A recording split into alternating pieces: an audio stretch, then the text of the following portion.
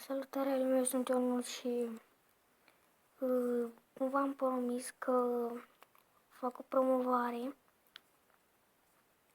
și asta fac promovarea lui Maxims Vlogs.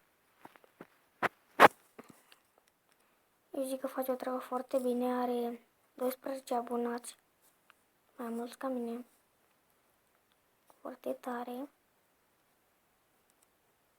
Găuanda din greșeală la un videoclip. Acest videoclip, poză, e adevărat, nu e adevărat deloc.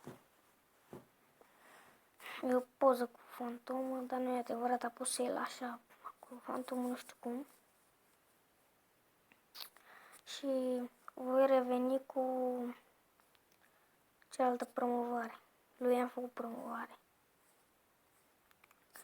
Mi-aș dori să vă abonați la el. Eu zic că face o treabă foarte bună și voi reveni.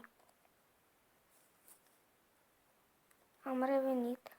Acesta este vlog pe pâine. Vă recomand să vă abonați la canalul lui, are 76 de abonați, foarte mult.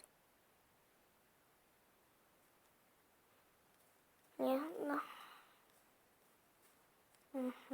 Face o treabă foarte, foarte bună, chiar foarte bună. 76 de abonați, foarte mult. Și da, cam atâta pe ziua de azi. Am văzut, Ionuț. La revedere!